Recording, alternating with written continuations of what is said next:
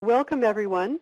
We've got lots of great information to give you this evening. My name is Donna Lang, and I'm the Toronto animator for Faith in the Common Good. So I'm going to say this for the last time now. Can you please, if you haven't already done so, sign in your name and name of your congregation using the text box in the bottom right hand of your computer screen. This will help us to know who's attending the webinar tonight and to share. And the agenda tonight is as follows. We're going to start with a brief welcome, which I'm doing right now, and introductions. So introductions are you putting your name and your faith community name in the chat box. Then we're going to have a presentation by Toronto Hydro and Enbridge, and they're going to be talking about new incentives and rebates. That will be followed up by a presentation by myself, and I will be talking about a very exciting new program, the Faith Building Benchmarking Project, which we're launching tonight. And then we will have Steve Tower of Islington United Church give a case study on their lighting retrofit and how they reduce their lighting consumption by 10%. Before we begin, I would like to call upon the Reverend Ted Reeve, who is a co-founder of Faith in the Common Good. And Ted is going to provide us with the Toronto Territorial Acknowledgement. So please join us, Ted. Thank you. It's wonderful to be part of this conversation as we appreciate that as the community of people of faith that we are on a territory that Creator has enabled us to live as peoples for thousands of years, and that the Indigenous community has been stewards of this community for at least 10 to 15,000 years, depending on the regions in which they have lived. And so this is the traditional territory of the Huron-Wendat, and the Anishinaabe. The area that we are in, Aurelia, is the Rama Ojibwe, and in the Toronto area, it was the Confederacy of the Anishinaabe. So this territory we negotiated as settlers under the dish with one spoon wampum belt, in agreement between the Haudenosaunee Confederacy and the Ojibwe, and that we, even though we have been in violation of this treaty many times, we appreciate that we together gather in this place so that we may work together to find a new way forward. The one dish with one spoon wampum provides the opportunity for us to again re-engage with each other. So may this being together on this land produce the kind of relationships that were always intended under this treaty agreement. So may it be so. Because it's on my phone and I don't want to disconnect. Thank you, Ted, very much. Before we begin with the Toronto Hydro presentation, I want to let you know that we will be posting all the presentations from tonight on our Faith in the Common Good Toronto website, and they'll be up next Monday. And so in order to get there, here's how you do this. You want to go to the Faith in the Common Good website, and you want to go up to the masthead, and it will say who we are, and you want to link onto that and then scroll down to Toronto Chapter. And if you click on Toronto Chapter, up will come the presentations from this evening. So we're going to present the material tonight, but there'll be all the slides there in case you want to share them with your congregation and your colleagues.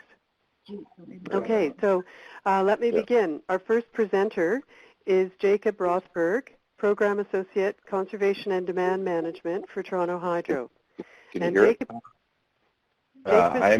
I'm here. I don't know if you can hear me. Yes, we can, Jacob. Jacob is going to talk about programs and incentives that are available to FACE buildings in Toronto. And Jacob is under the weather, so we're very lucky to have him here. He's got a little bit of a cold, and so thank you, Jacob, for making this webinar, despite the fact you're not feeling fantastic.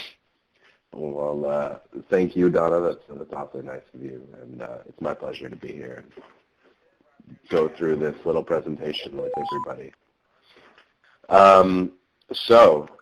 This is the first time I've done this without having people to look at. It's kind of hard to read the room when all I see is my computer screen.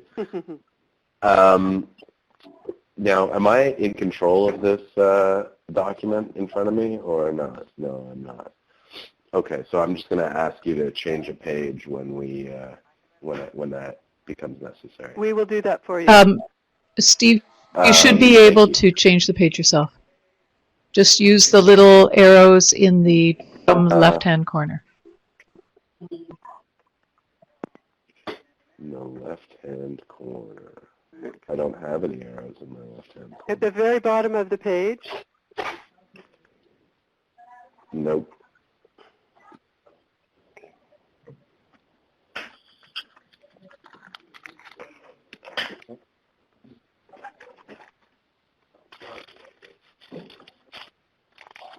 No, sorry. Lee, it's Jeff. I have control right now.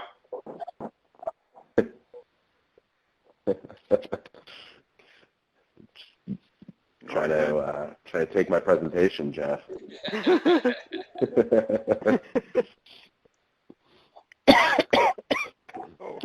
Hey, you got a cold. I'm not the only one. All over the phone here. Yeah.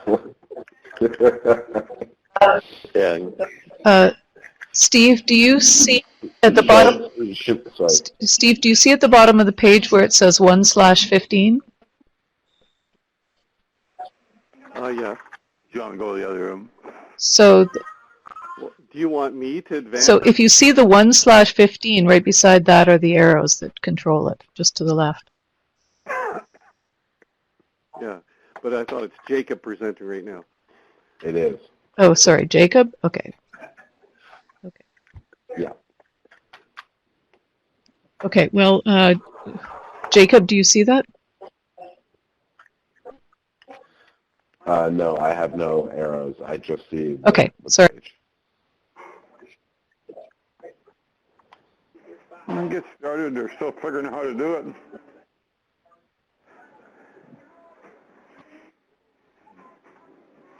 Well, hope my phone doesn't get that. Go ahead. Anybody that is on the phone, can anybody that's on the phone please make sure their phone is muted so we can't hear your conversation?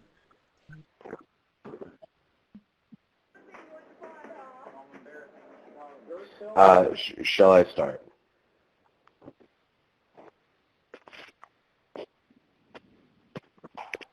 Yes, please.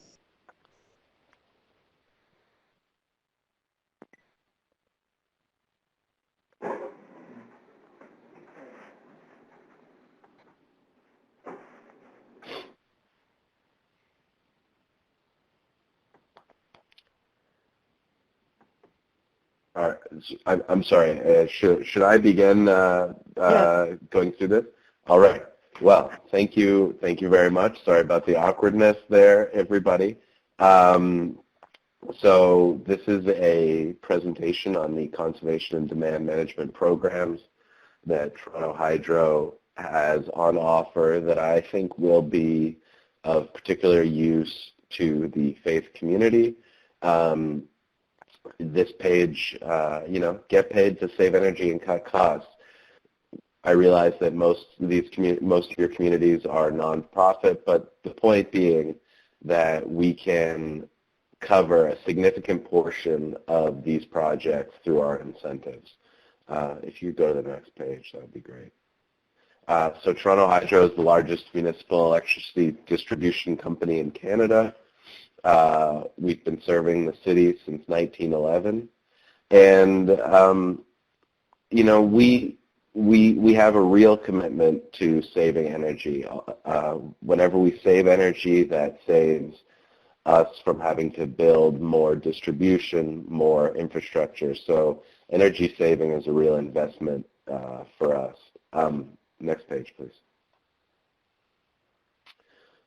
So these are the opportunities for customers, but really this is just what the government wants us all to be thinking about as we think about our energy usage.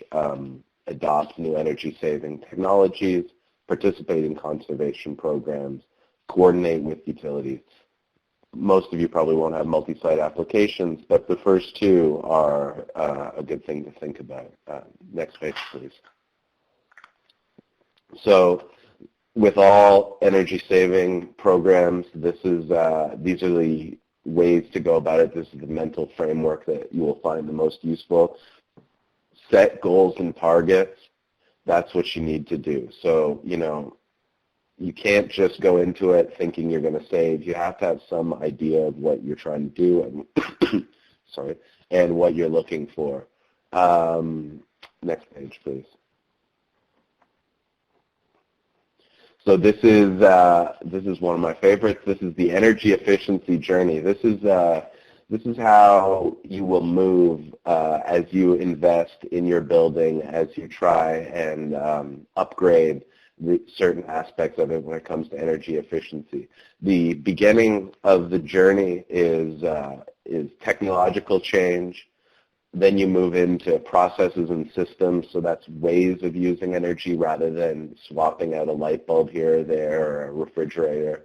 And then 3 would be operations and behavior. Once you've moved past technology and processes, and savings becomes a constant in how you approach energy usage at your property. Next slide, please. Sorry, keep going. Next slide. So these are the savings programs saving incentive programs that we have that I believe will be of some use to your communities. Energy audits, which Donna will be talking about as well. Equipment upgrades. Toronto Hydro has incentives that go up to 100% for some equipment upgrades on this list. The rest, next page, please. So now we're just going to go through some details of some of our programs. So the retrofit program, this is the most common program that any of you will start with. This is basically a program to swap technologies in and out. Light bulbs, lighting, refrigeration, all sorts of things that can be replaced that are probably old and out of date. These are the kinds of things that we will pay for. It's up to 50% for your upgrades that Toronto Hydro covers the cost of. Next page, please. So these are some of the technologies that we incentivize: LED lighting, HVAC, pumps, refrigeration, garage upgrades if you have a garage on your property, air compressors, control systems. These are all things that we incent. Next page, Carolyn Duncan is on the call. I just realized.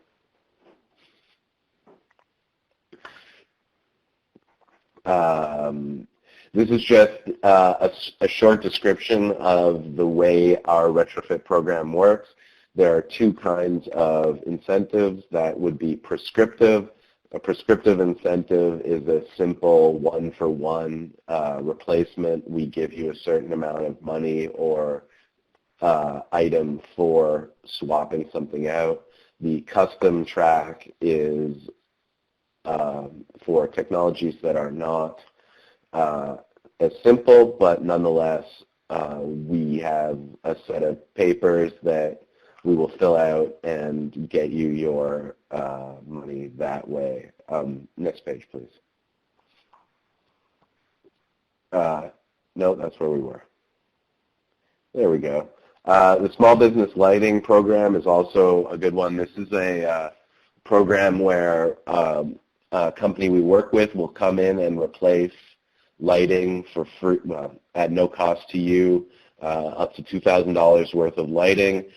Technically, faith communities are generally classified as small businesses in our classification scheme, so you are available for this program.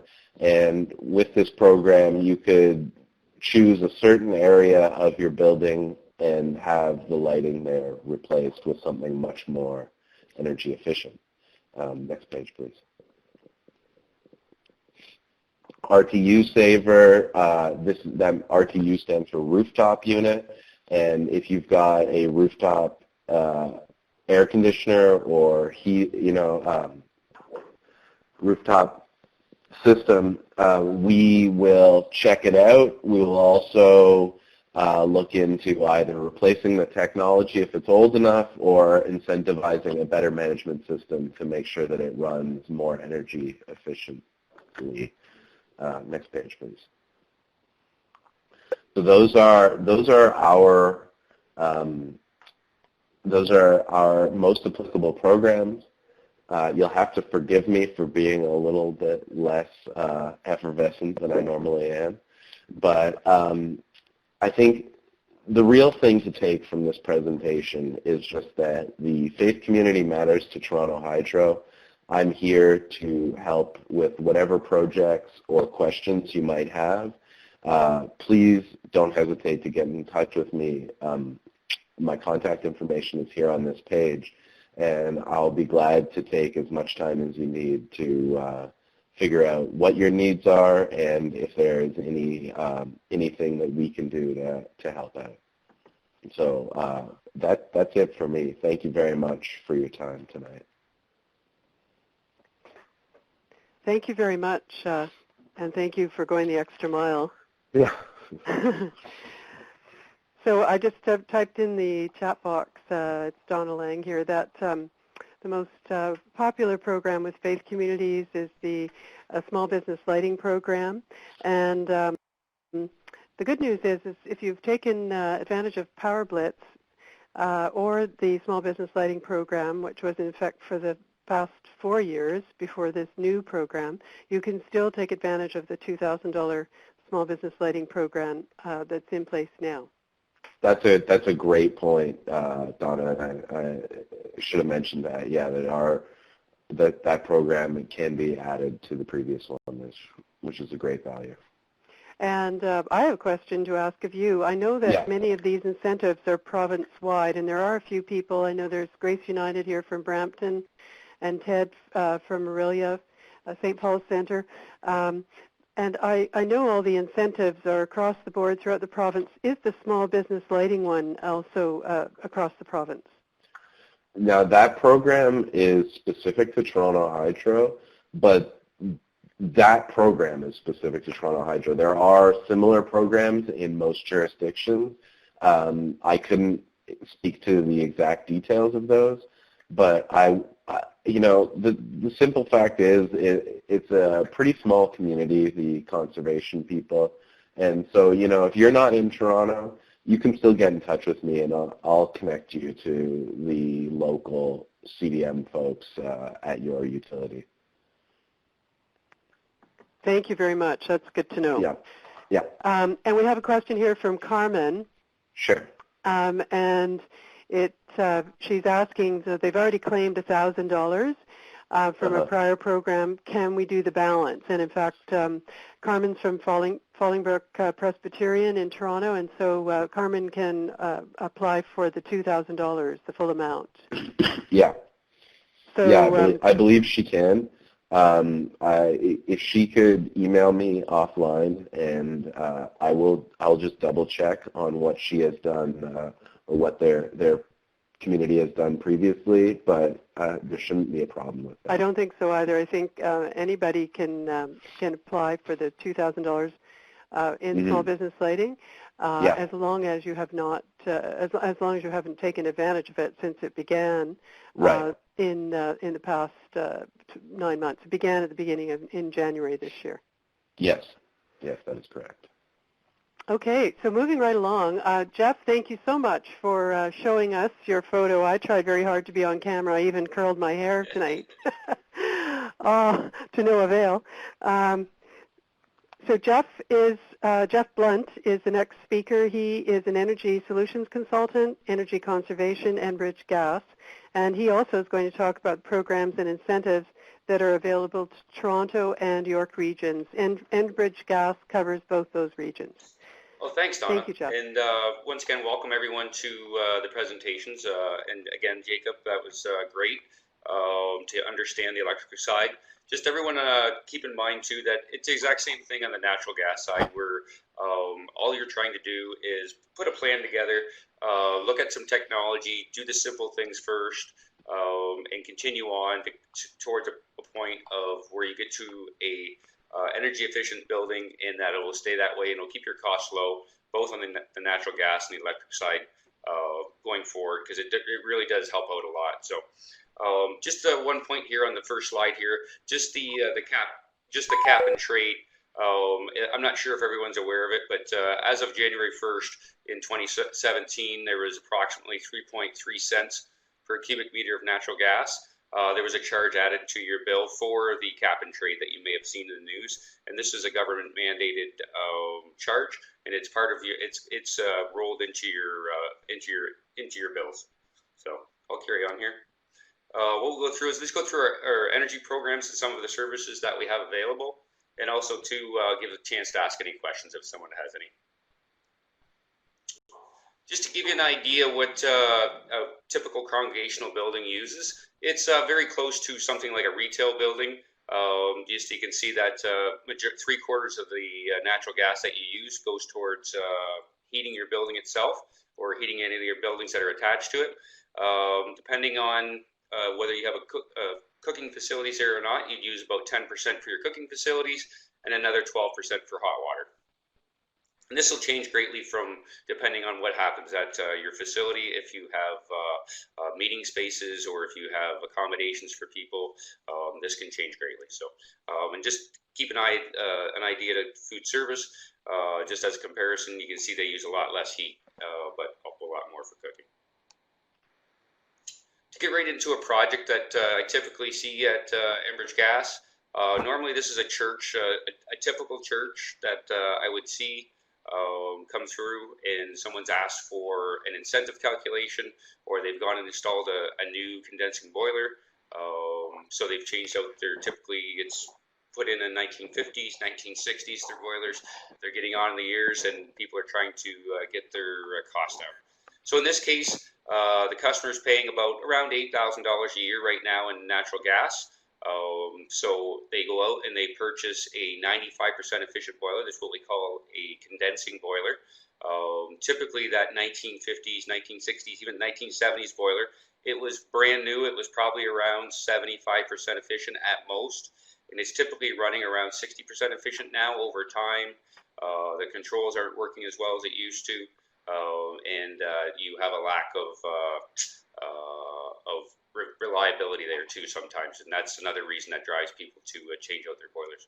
So in this case, if someone is to install a boiler, in this case, it's you're looking at about a savings of about 30% in natural gas costs, which equates to around $2,400 a year, which is a great reduction for one piece of equipment. Keep in mind though, this is a very expensive piece of equipment to install. After this, you're going to see your natural gas bills drop to around $5,600 a year. And the incentive that we gave on this project was around $2,000, and the annual savings add that up with around $3,000. So right in your first year, you have about a $5,000 savings. I think if I remember correctly, this church had spent around $32,000 to get this new boiler in. So within approximately 6-7 years, within about 10 years or so, they're going to see that unit paid for itself, and after that, they'll continue to save the $3,000 a year on their natural gas bill. So I'm going to jump in here. I just want to say if anybody has a boiler that's on its last legs, I would encourage you to contact Jeff because you want to get your head around what kind of boiler you want to buy and whatnot before you're absolutely freezing cold. So it's really important to move and be proactive. And I do realize there's budgets are constrained. I do understand that, and if you have a tight budget and you don't know if you can afford the best efficient boiler out there, I can do an analysis to show you what your existing boiler would be. Say it's 65%, and you want to go to an 85% efficient boiler, an 83%, which is the minimum that you can buy. And I can show you what the savings are and what the incentive would be as well. So that's something that I can offer to anyone out there. As part of what we do, we've been doing this since 1995. It's something that's mandated by the Ontario Energy Board through the government. We provide education and knowledge to our customers. We can, like I said, I can give them some advice on technology or operational solutions. I can typically, what I'll do is if I get a call from someone and they're looking for some ideas, I can come out and do a walkthrough with your facility and give you an idea to what to look for. On the natural gas saving side, I can even point out some of the electrical stuff that I do know. I wouldn't be an expert at it, but I do have a little bit of background in it as well. Also, too, to keep in mind that over the last 3 years, Enbridge has saved enough with all our programs between commercial and industrial and residential. There's enough natural gas to heat 78,000 homes for a year. So it's quite a significant amount of savings that the natural gas side is doing, and on the electric side too as well. Like Jacob said, that it stops us from having to increase the size of our systems, and everyone becomes more efficient. So we'll go through how do I qualify and what doesn't qualify. So as Jacob said as well, we have what we call our fixed incentives. This is kind of like a coupon type items. This would be for items such as, just a second here. So items that would be under prescriptive program is like smaller condensing boilers. So there's a size limit, and then we go into our custom, which I'll get into in a minute. If you have condensing furnaces in your place, typically you might see, if you have rooftop units, and if you're in a newer building, you can install demand control ventilations. This helps control the amount of fresh air coming in, so that if you decrease the amount of fresh air coming in, that's less to heat in the dead of winter, especially if you don't have anyone in your buildings. Also, too, we typically see high efficiency boilers. Those are what we consider non-condensing. Also, too, is if you have a high water usage for a kitchen or something like that, you can get into the condensing tankless water heaters, and also to any of the kitchen services as well. Let me just go back up here for a second. Like I said, it's a coupon. And in this case, what we do is we cover the incremental cost between 25 to 45%. The incremental cost is what is that baseline unit that you could buy, that 83% efficient unit, and the difference to get to a 95% unit. That is the incremental cost and the difference of those, and we try and offset that cost for the customer. So our custom program, this would be for any facilities that have large boilers, so anything over around the, I believe, 299,000 BTU an hour and up. This would be a custom calculation. I use a program that through Enbridge. It's a proprietary program that gives us the incentives. But in this case, if you're doing another program too, where you have to change a boiler and maybe you have to change a water heater, and maybe you're going to do some controls to save energy as well, what we do is we do that, and you can see the 10, 20, and 30. We get into the first 10% of savings. You get 10 cents an MQ. For the next 20%, the next 10%, you get 20 cents an MQ, and anything over that, you get into the 30 cents an MQ range. So that example I gave earlier, they were into the 30% savings, so they were up into the 30 cents an MQ range of savings. Typically, it says they're up to $100,000 per project. That's very rare that we ever see that, just to give you an idea. But we do pay the incentives out directly to the customer, and what we require is just a signed application, some of the details of the project, and a copy of the invoice. So it's fairly straightforward. If you want some online information, you can go on to the Enbridge portal, and we have a portal there that gives you some the latest information on technology that's available to facilities. We have energy savings calculators, and also too, there's some workshop videos if you're curious as to what's out there. If you want to learn some technology, our incentives are available online. But once again, you can call myself if you have any questions. I can try and answer anything that you have, any questions that you have for your facility. And that's about it. Just if you have any questions, feel free to give me a call or send me an email. This is my busiest time of the year right now, so I'm trying to put off any site visits until the new year because we're in the process of processing right now. And approximately 75% of our applications come in this time of year because people are installing their heating appliances or upgrading their systems and ready for winter. So, but if there's any questions, Jeff.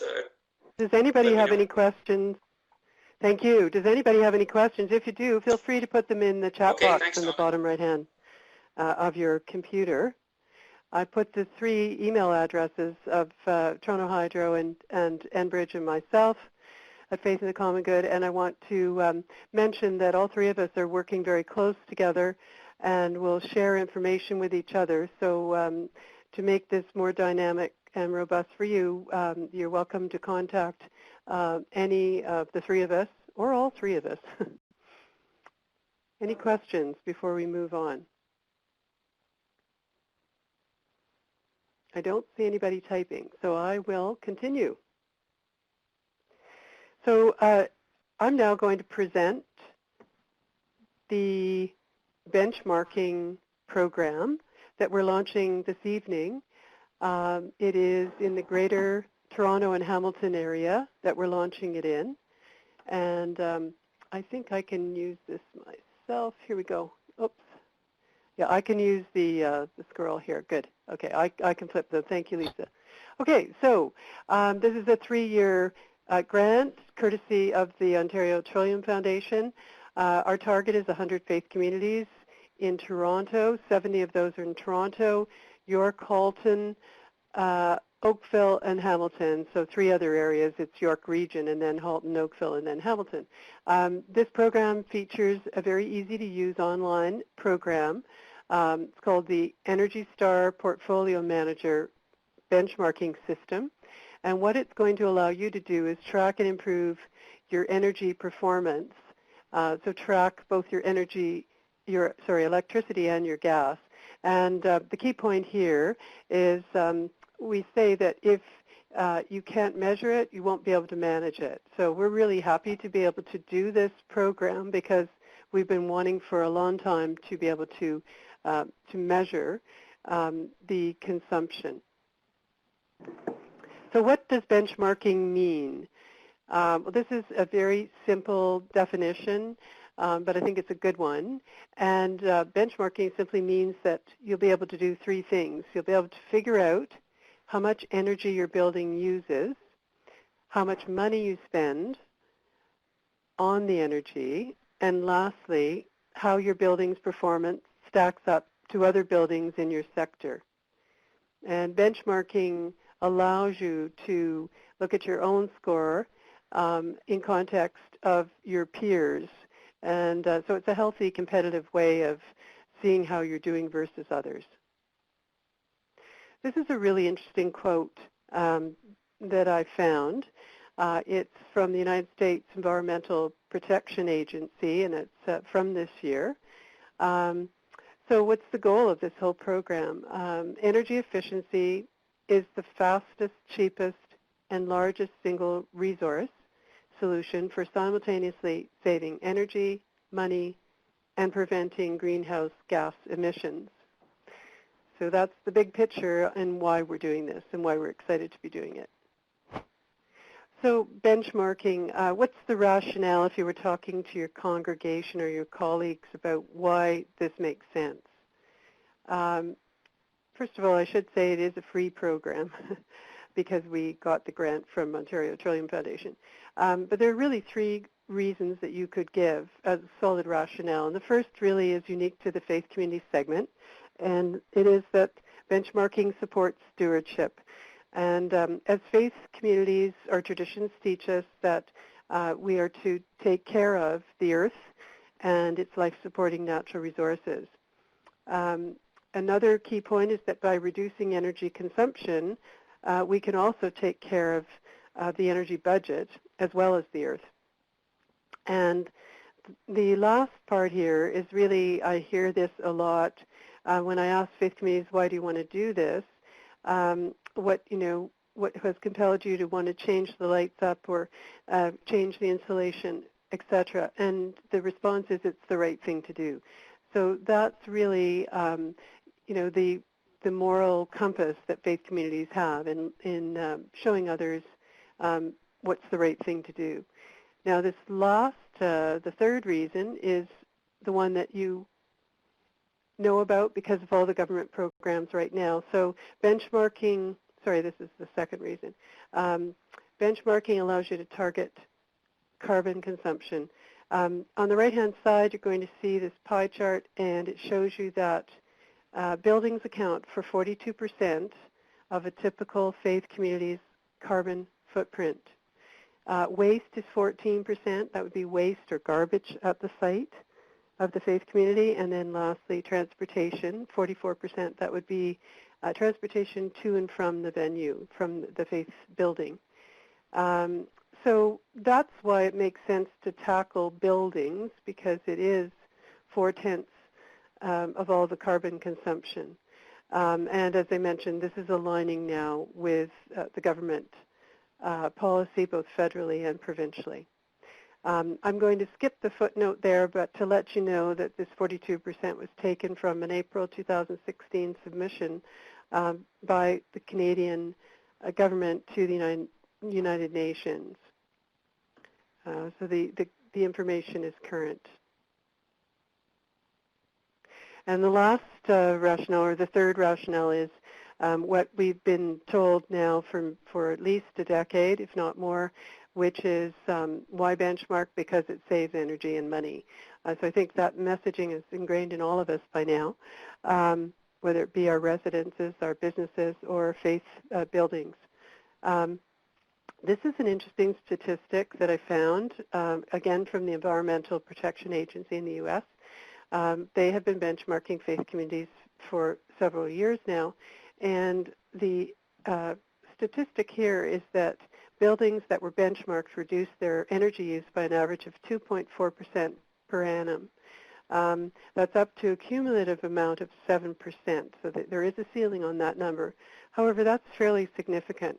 That is a statistic which is indicative of doing very little, so it would not include retrofits. With retrofits, you probably know you can in fact reduce your energy by 15 to 30%, and that's a common number that's accepted out there.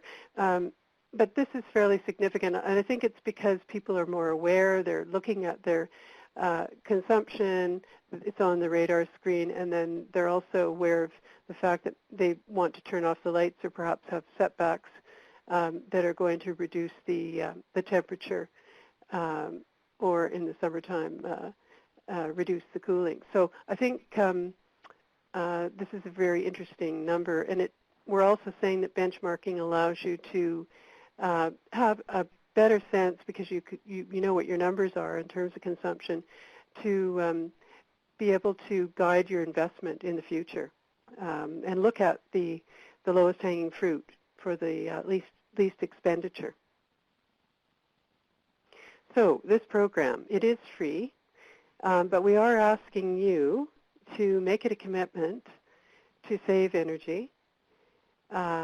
We're asking you to give us your building information and third-party consent, and I'll show you the forms shortly that deal with that. We're asking you to share your journey with your congregation. So share the information with them and include them. and to work with us over the next 3 years to identify ways to decrease energy consumption at your faith building. And I think we've made it very easy for you, and on purpose, so that it doesn't take a lot of time to participate in this program. First of all, what we'll do, we will register your faith building with the Energy Star Portfolio Manager.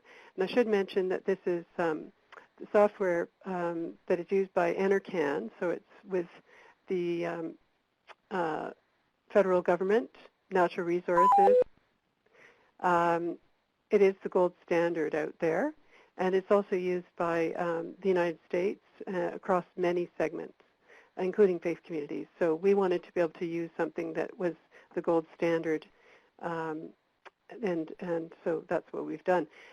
We will also input your data into Portfolio Manager, so we'll take care of taking your benchmarking information and importing it into Portfolio Manager.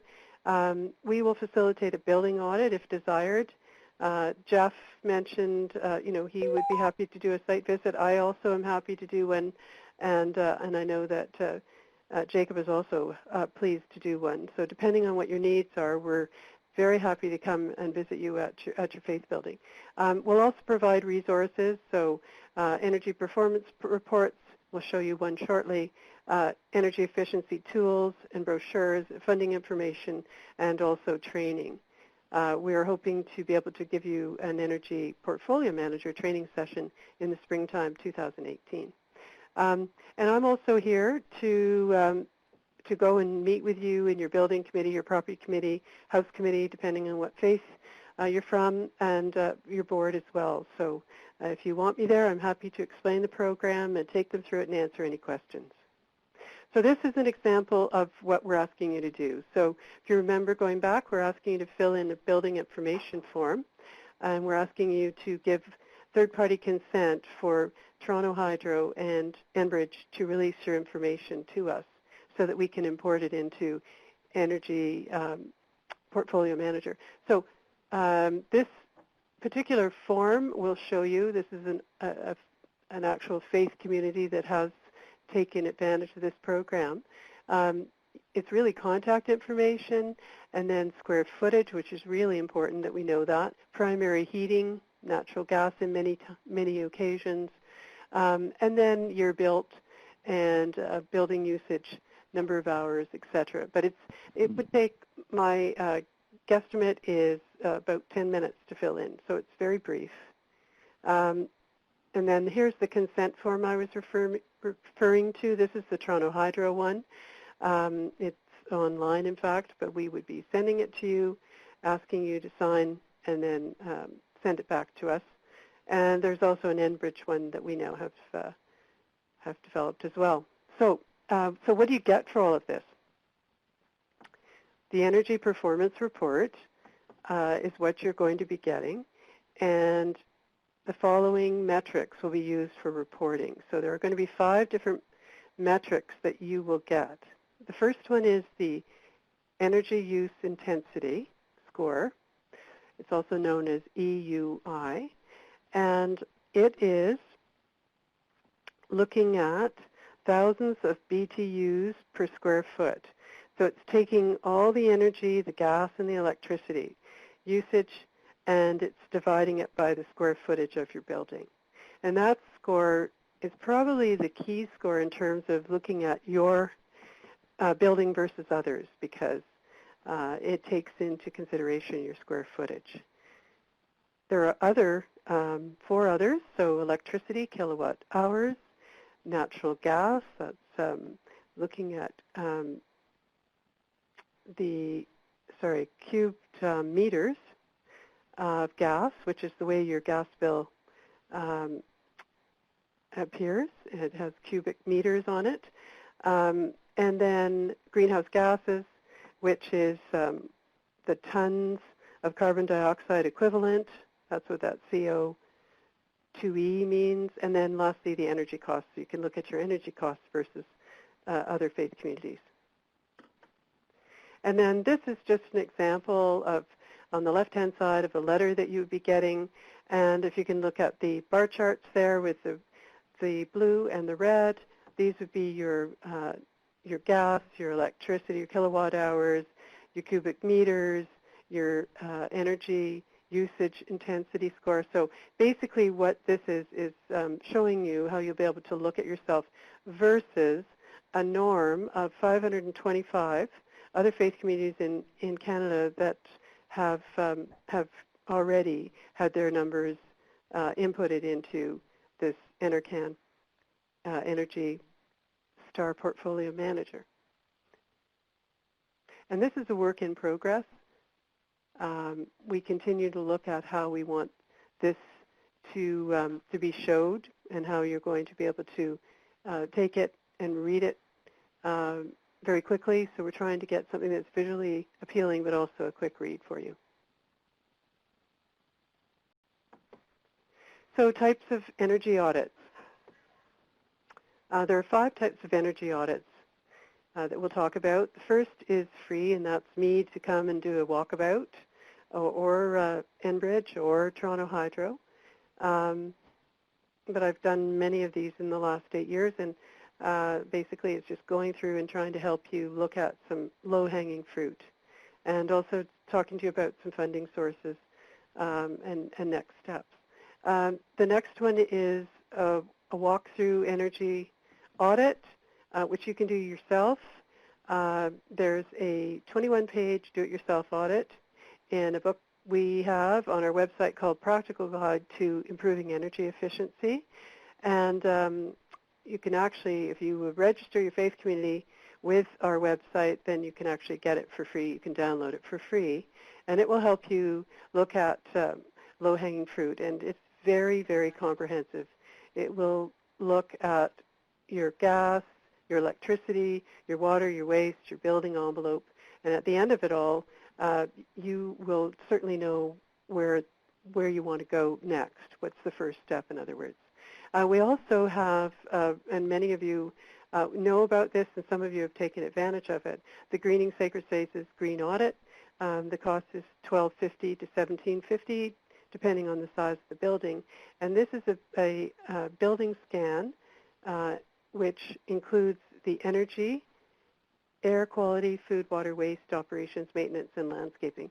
But it does a deep dive in the energy area, so it allows you to look at ways where you can improve your energy consumption and decrease it in order to save money.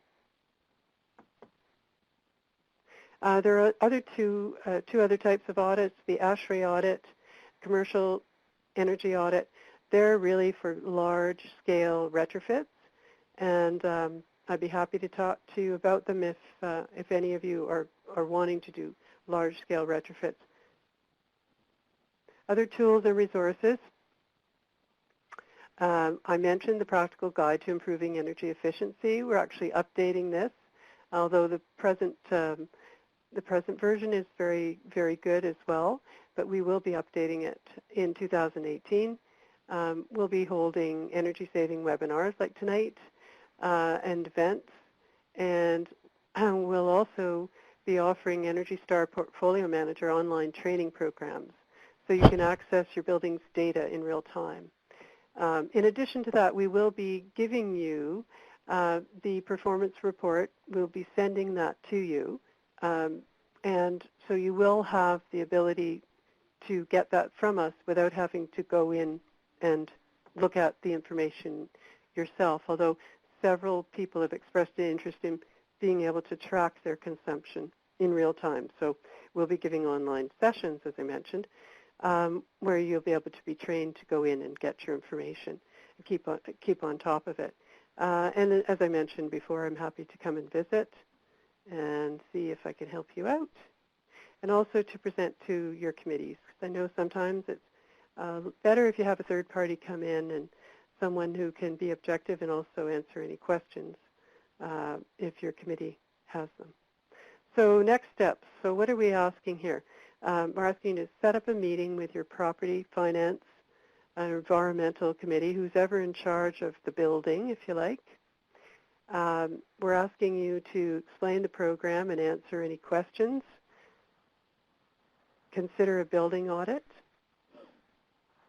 And lastly, leave your, this is a slide from a presentation that I made a couple of weeks ago, leave your name on the benchmarking info sheet. I will paraphrase that and say, please leave your name in the chat box or email me after the event, and I'd be happy to follow up and contact you and talk to you about the benchmarking program. So I am looking for sign-ups for the benchmarking program, and I'm hoping that we can have some folks decide that they want to move forward on this. If I can help you in any way by coming and talking to you and answering any questions about the program, I'd love to do so. So I leave that to you.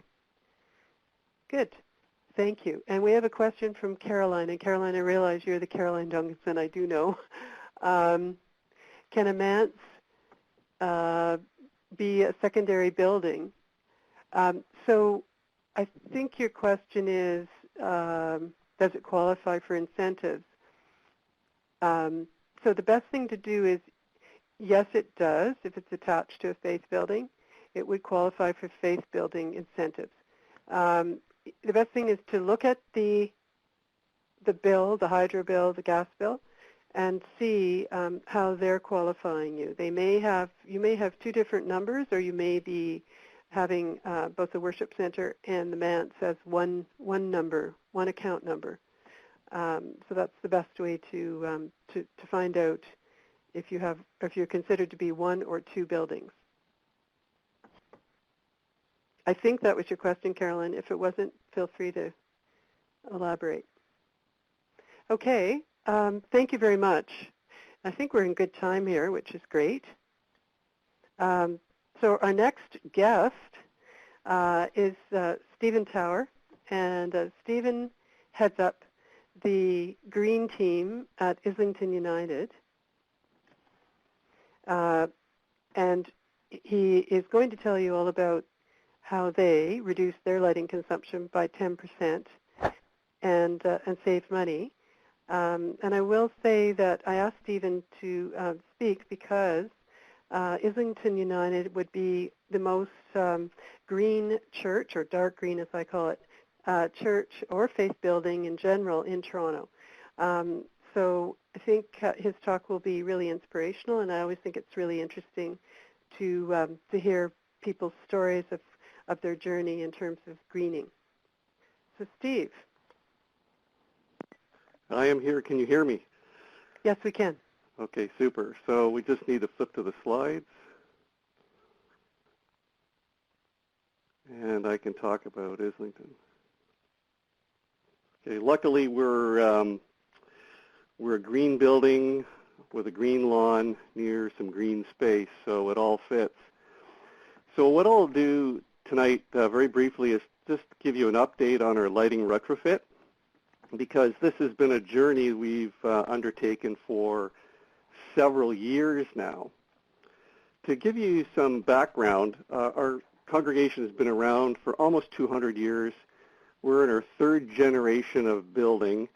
We built our current building starting in 1947, and with a couple of additions over the ensuing decades, we built up to about 30,000 square feet.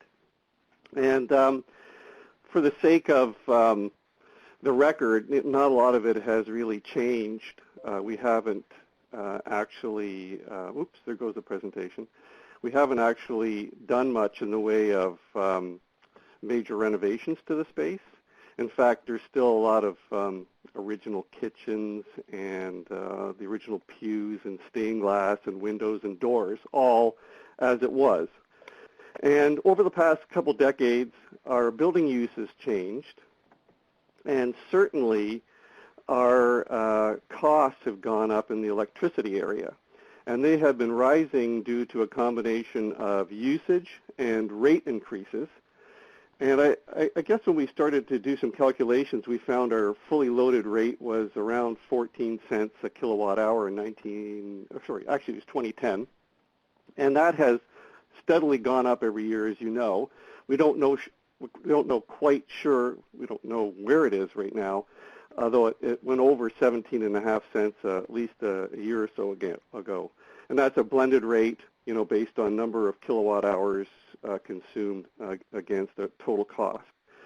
So our total power usage was trending over 100 megawatt hours a year, which is the equivalent of what I understand to be 7 houses. And we were a little bit concerned about that, and we undertook one of these full audits, energy audits of our building, and we found out through the audit that about 40% of our consumption was related to lighting. So we've actually understated what we've accomplished in the case study, and that's we've probably reduced our lighting consumption by 25% or more since that original audit was done. And the first big leap for us was bouncing down our overall consumption for all electrical in the building to around 92 megawatt hours, and that followed the first retrofit that we did in 2010. And you could sort of roughly say that that value is about $2,400 per year. Now, the upgrades that we've done have followed a few waves. The initial one was a small business incentive wave that we did back in 2010, where we swapped out a whole lot of fluorescent bulbs. In fact, several hundred. We converted maybe 200 fixtures from T12 to T8, and I'll show you a little bit more details about that in a second. We got rid of over 100 incandescent bulbs and converted them to CFL. And then we started tackling some of the more difficult things in the building with LED. And we focused on the sanctuary spotlights. We had 8 rows of 8 above our sanctuary, and we had 21 exit signs. And that was kind of amazing to discover, because we didn't know that until we counted them.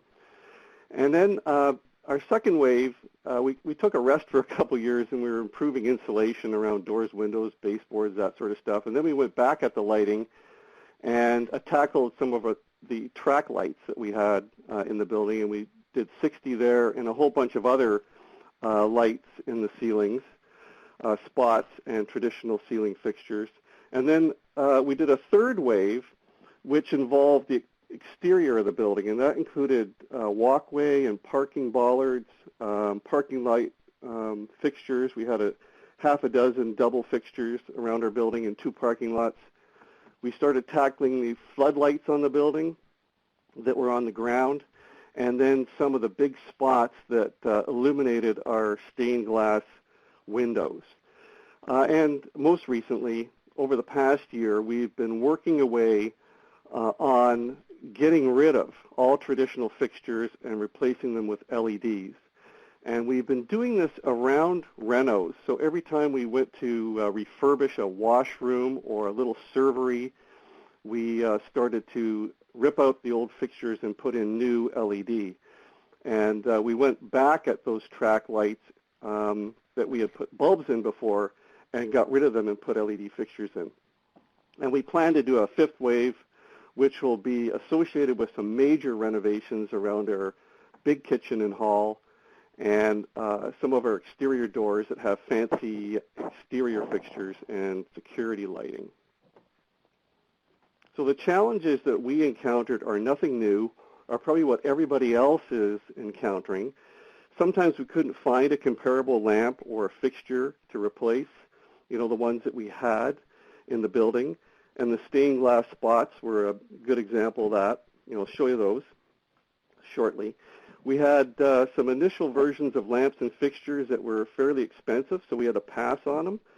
There was like $85 lamps that we had to put up on top of the sanctuary. And they hurt, when you had to pay that much per lamp. We also found that in some cases we couldn't find comparable fixtures. We had decorative ceiling lights in our chapel, which we couldn't find anywhere. And we also found that some retro lamps didn't function that well in existing fixtures, especially the early LED MR16 12-volt 2-pin lamps, that we put in track lights.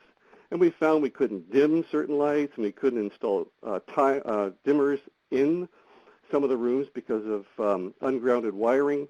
We found some of the LED lights too white.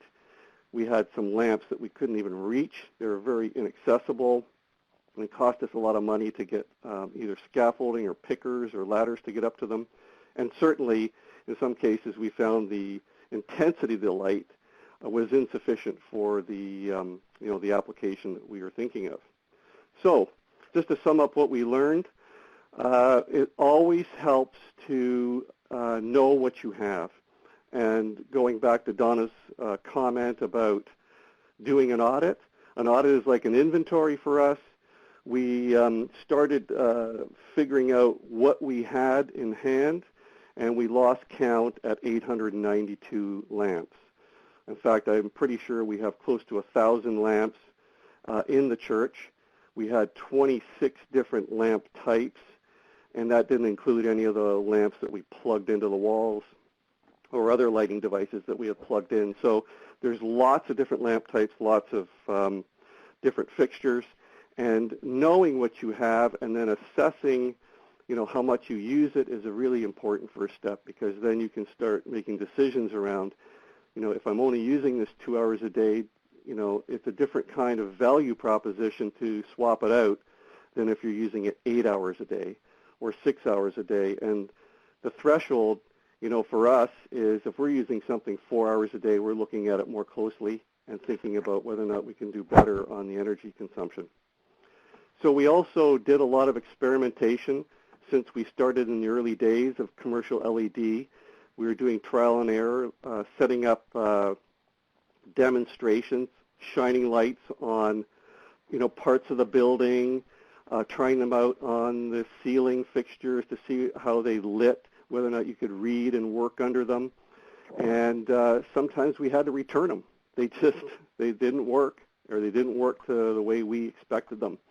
And we spent a year on one project in one particular application before we got them the way we liked them. We also were constantly testing the market, shopping all the time, looking for what was commercially available, what people were installing, what other churches and faith families were doing, what we could find in Home Depot on special. Not all the products that we saw would work or could work in our environment, so we sometimes had to wait. And sometimes we waited months, if not years, before products came out that we felt comfortable with, that we could install ourselves. So we watched the technology. And then we took advantage of opportunities. As the green team developed a reputation for stewardship in our faith family, we were invited in to discussions about we're going to renovate a bathroom, or we're going to renovate the servery, or we're going to renovate this office, or move these offices, or move this classroom here and repurpose this room. So we got invited into the discussions, so we found it much easier to talk about new lighting and new lighting applications when we got in on some kind of change.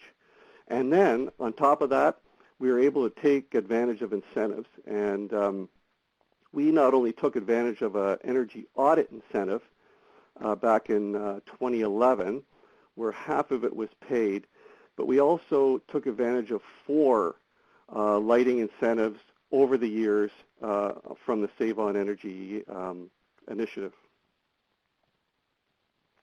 So what did we do? Here's some examples.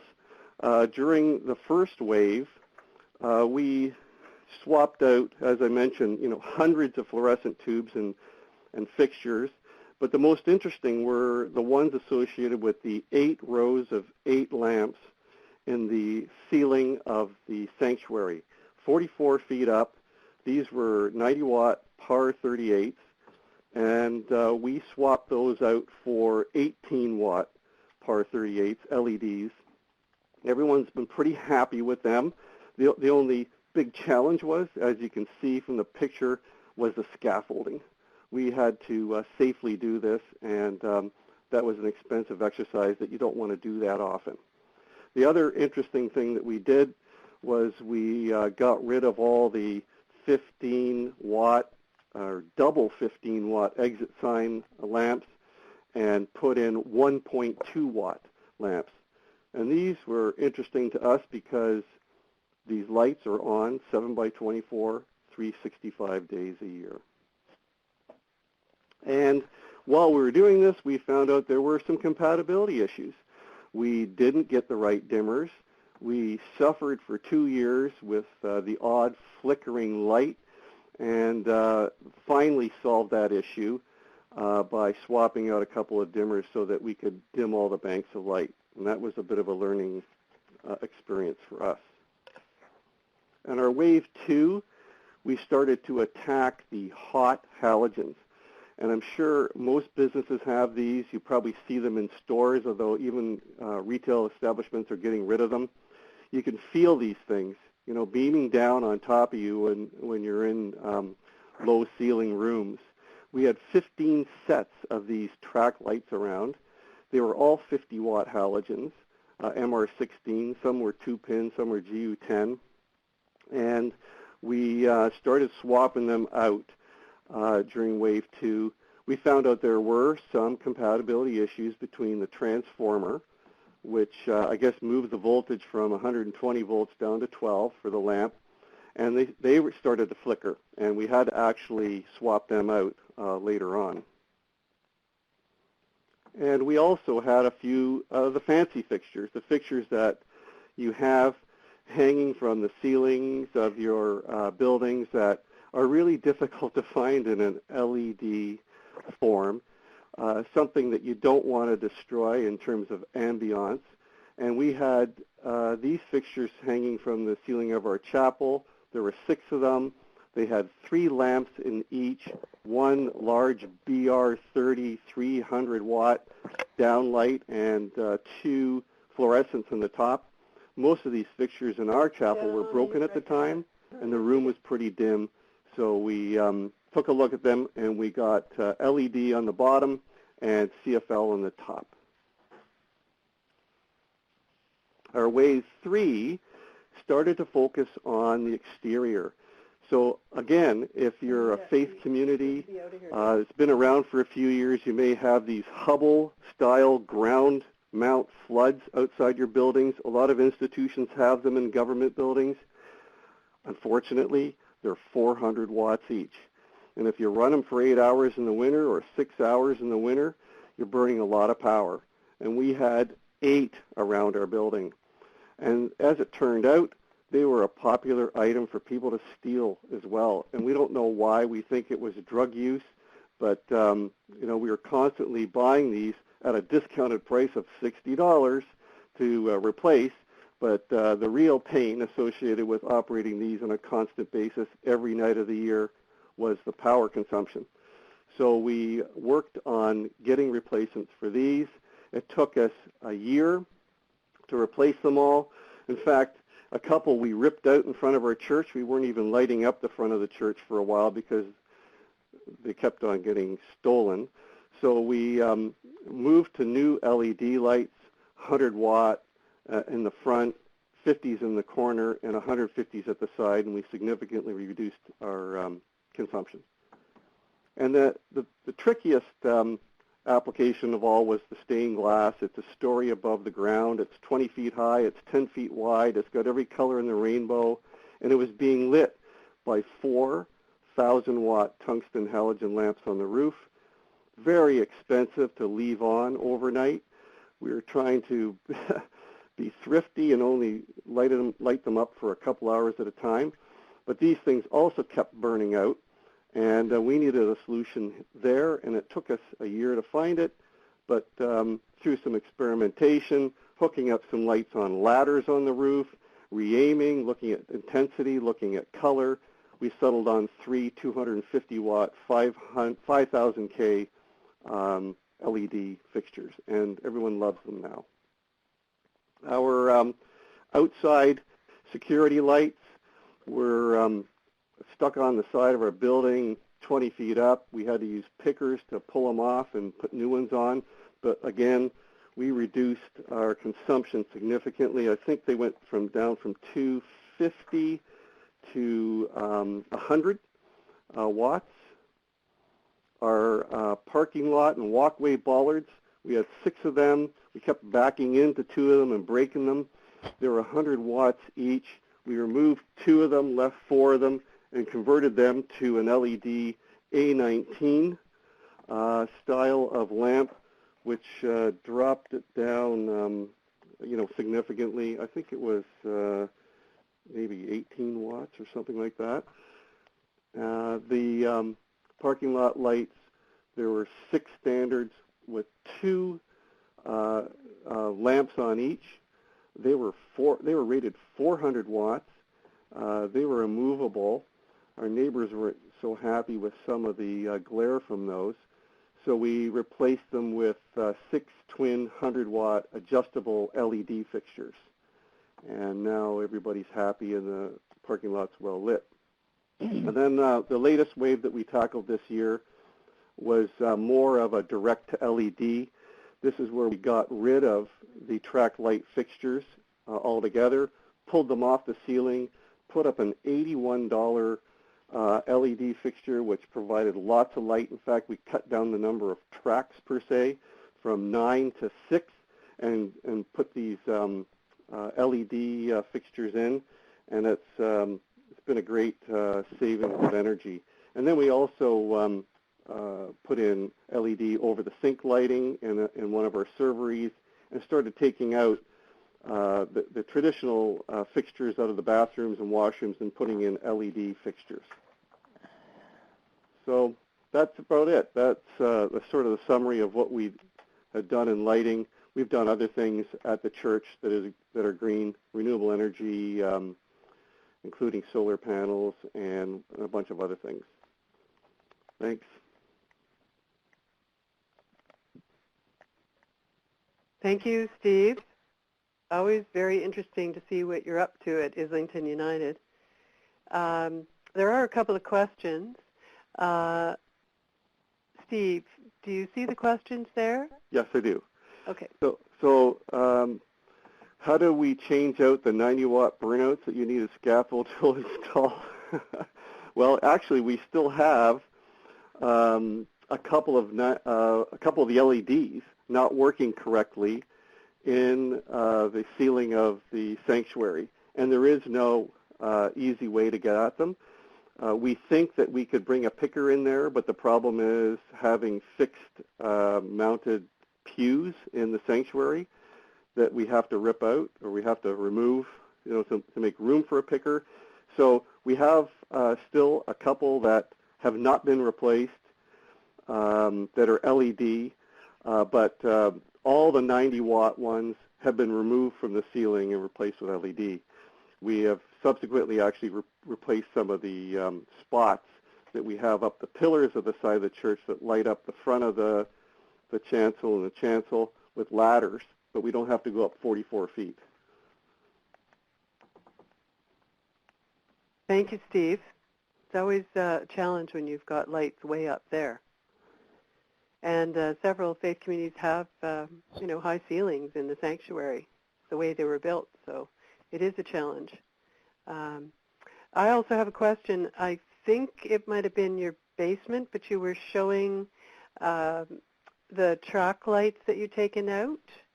Right. So there was a visual there.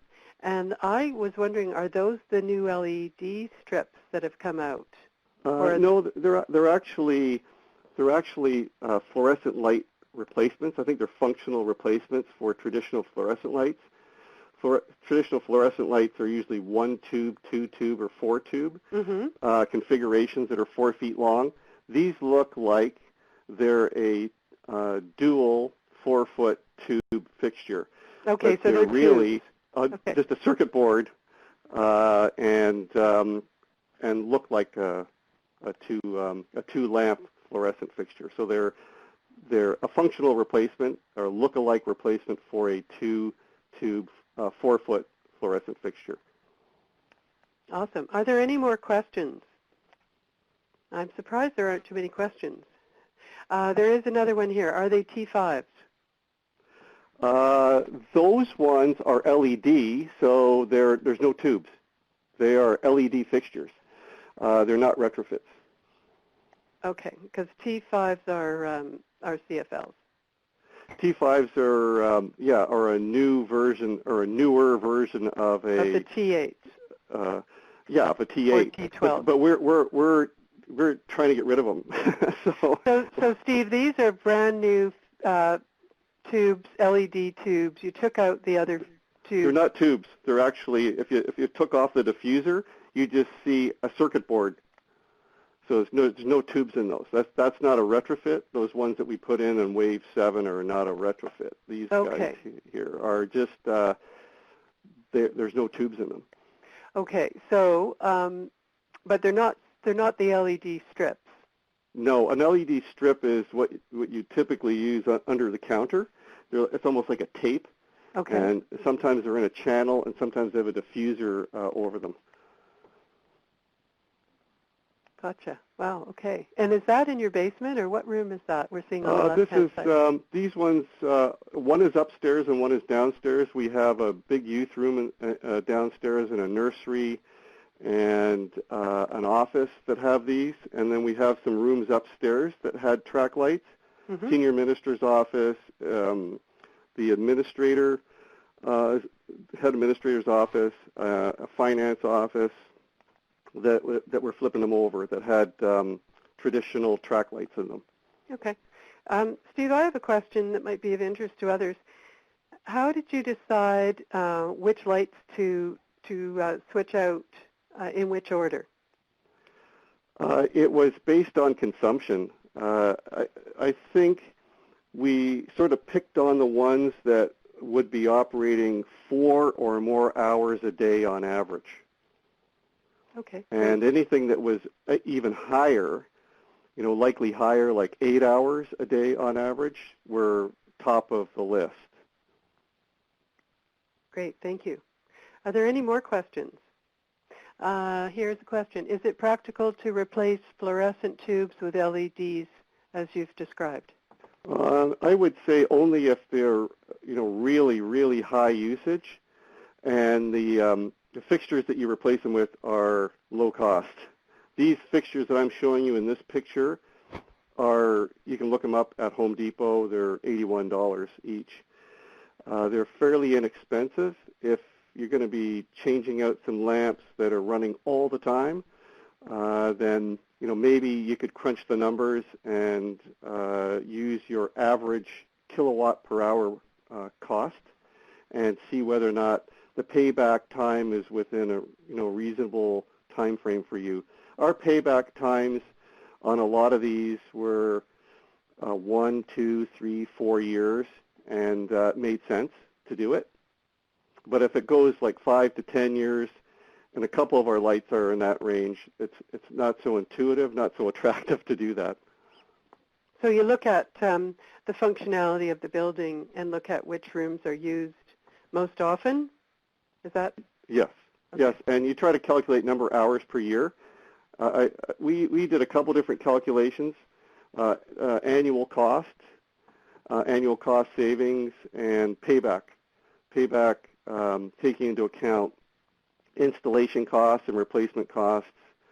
So we would look at how many years it took to pay back the investment of swapping a light out. Gotcha. Thank you. Any other questions? So I think there are a couple of approaches here, and Steve has showed you how they tackled this at Islington. And if you are just beginning on your voyage, or if you have done very little lighting retrofitting in the past 4 to 5 years, because of the technology having changed so much, it probably is a good place to start, because lighting is the fastest payback of any of the retrofitting that you can do, and also because of the $2,000 incentive that Toronto Hydro is offering. So I just wanted to share that with you. Any other questions before we close? I think maybe we're going to be able to finish a bit early. Carmen, I see a question here. Thank you. Yes, well, I think that's a good wrap-up. Thank you to Steve Tower and to Jeff Blunt and to Jacob Rosenberg. And also a big shout out, thank you very much to David Patterson